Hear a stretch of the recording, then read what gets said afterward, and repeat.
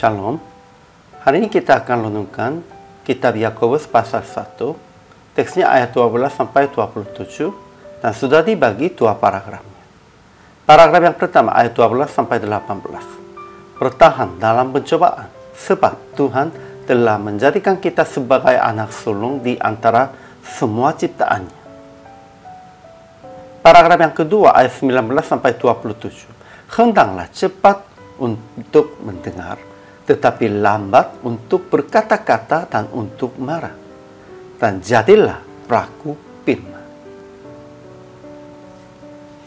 Kesimpulan hari ini, orang percaya harus bertahan dalam pencobaan sebab orang-orang dicobai oleh keinginan sendiri. Tetapi Tuhan akan memberi mahkota kehidupan kepada mereka yang Ia telah menjadikan sebagai anak sulung di antara semua ciptaannya. Sehingga kita harus hendak cepat untuk mendengar, tetapi lambat untuk berkata-kata dan untuk marah. Dan orang percaya harus menjadi pelaku firman dengan melakukan sesuai mendengar. Juga akan beribadah dengan mengegang lidahnya, kunjungi yatim piatu dan janda-janda, dan berjaga diri sendiri supaya tidak dicemarkan oleh dunia. Ajaran tentang Allahnya, pertama, Allah tidak dapat dicobai oleh yang jahat dan Ia sendiri tidak mencobai siapapun. Kedua, janganlah sesat. Setiap pemberian yang baik dan setiap anugerah yang sempurna datang dari Tuhan, dan Ia telah menjadikan kita oleh firman kebenaran supaya kita menjadi anak sulung di antara semua ciptaannya. Sehingga kita harus mengatasinya semua keinginan pribadinya supaya mengatasi pencobaannya juga.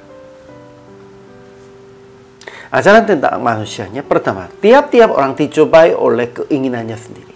Dan apabila keinginan itu telah dibuai, ia melahirkan dosa. Dan apabila dosa itu sudah matang, ia melahirkan maut.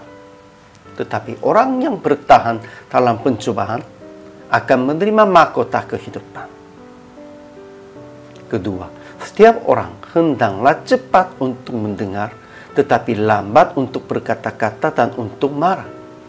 Dan buanglah segala sesuatu yang kotor dan kejahatan, dan terimalah dengan lemah lembut firman yang tentram di dalam hatimu, yang berkuasa menyelamatkan jiwamu. Ketiga, hendaklah kamu menjadi pelaku firman dan bukan hanya pendengar saja. Sebab jika tidak demikian, kamu menipu diri sendiri. Sebab jika seorang hanya mendengar firman saja dan tidak melakukannya, ia adalah seumpama seorang yang sedang mengamat-amati mukanya, yang sebenarnya di depan cermin.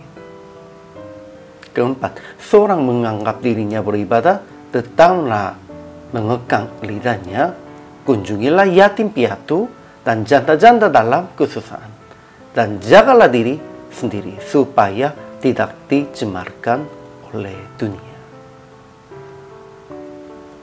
Jadi aplikasi hari ini, pertama, mengatasi keinginan dirinya sendiri dengan mengekang lidahnya, kunjungilah yatim piatu dan janda-janda dalam kesusahan. Itulah mengatasi keinginan dan melakukan kehendak Tuhan.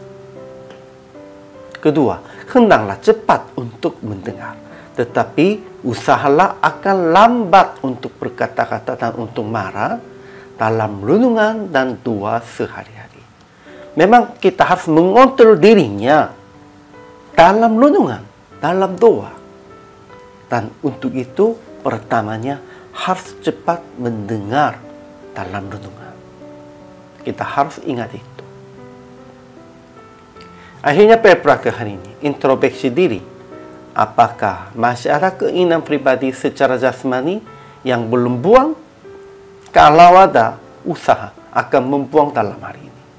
Dengan konsentrasi akan melakukan kehendak Tuhan dan mendengar dalam renungan hari ini.